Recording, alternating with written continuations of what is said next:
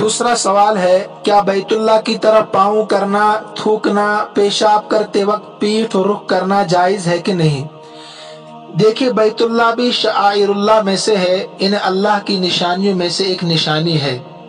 جیسے قبر رسول ہے، صفا مروہ کے بارے میں اللہ پاک نے فرمایا ان الصفا والمروۃ من شعائر اللہ، غار حرا ہے۔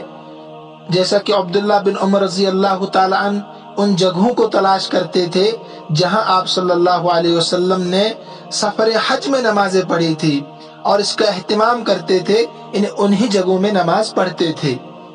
ایسے اللہ پاک نے قربانی کے جو جانور ہوتے ہیں، اونٹ وغیرہ، ان کے بارے میں بھی کہا کہ یہ شعائر اللہ ہے، اللہ کی نشانیاں ہے۔ تو شعائر اللہ، اللہ کی نشانیوں کی تعظیم کا پتہ ہمیں قرآن سے بھی چلتا ہے۔ سورۃ الحج میں اللہ پاک ارشاد فرماتے ہیں وَمَن يُعَظِّمْ شَعَائِرَ اللَّهِ فَإِنَّهَا مِن تَقْوَى الْقُلُوبِ، جو انسان شعائر اللہ کا احترام کرتا ہے، اللہ کی نشانیوں کا احترام کرتا ہے، تو یہ دل کے تقوی کی بات ہے۔ اور تقوی کب پیدا ہوتا ہے؟ مالک یوم الدین کی تفسیر میں نے عرض کیا تھا کہ جب اللہ کا خوف بھی دل میں ہو اور اللہ سے محبت بھی ہو، ان دونوں چیزوں کے جمع ہونے سے انسان کے دل میں تقوی پیدا ہوتا ہے۔ اب یہ تعظیم اور احترام شرعی حدود میں ہونا چاہیے۔ غیر المغضوب علیہم ولا الضالین کے تحت میں نے عرض کیا، عیسائیوں کے بارے میں اللہ پاک نے فرمایا لا تغلو فی دینکم، کہ تم دین میں غلو مت کرو۔ انہوں نے اتنا غلو کیا کہ عیسیٰ علیہ السلام کو اللہ کا بیٹا قرار دیا۔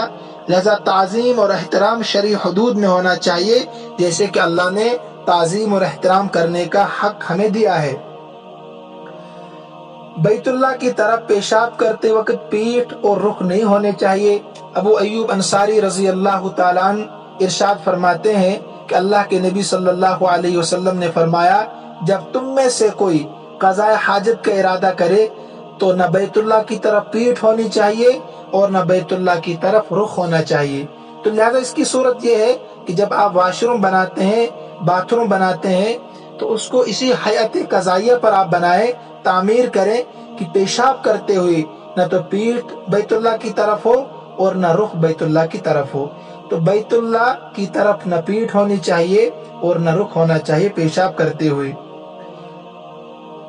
ایک موقع پر اللہ کے نبی صلی اللہ علیہ وسلم نے مسجد میں تھوک دیکھا تو آپ صلی اللہ علیہ وسلم کو زبردست ناگوار ہوا، تو اپنے ہاتھ سے اس تھوک کو صاف کیا اور غصے کے اثرات چہرے پر ظاہر ہو گئے۔ اور آپ صلی اللہ علیہ وسلم نے پھر فرمایا کہ جب کوئی نماز میں کھڑا ہوتا ہے تو وہ اپنے پروردگار سے مناجات کر رہا ہوتا ہے، اللہ رب العزت سے باتیں کر رہا ہوتا ہے۔ یہاں آپ صلی اللہ علیہ وسلم نے فرمایا کہ اللہ اس کے اور قبلے کے درمیان میں ہوتا ہے، لہذا اسے قبلے کی طرف نہیں تھوکنا چاہیے۔ پھر آپ صلی اللہ علیہ وسلم نے پریکٹیکل کر کے بتایا کہ اگر مجبوراً تھوکنا پڑے تو اپنے رومال میں تھوکے، کپڑے میں تھوکے، اور پھر ان دونوں کو مل کر دکھایا، کپڑے کو مل کر دکھایا کہ اس طریقے سے تھوکنا چاہیے، لیکن قبلے کی طرف نہیں تھوکنا چاہیے۔ ایک اور روایت ابو داؤد کی، یہ اس سے بھی سخت روایت ہے، ایک شخص امامت کرا رہا تھا قوم کی، آپ صلی اللہ علیہ وسلم نے دیکھا اس نے بیت اللہ کی طرف تھوکا نماز کے دوران ہی۔ تو نماز کے بعد آپ صلی اللہ علیہ وسلم نے قوم سے کہا کہ یہ انسان آئندہ تمہاری امامت نہیں کرائے گا، نماز نہیں پڑھائے گا۔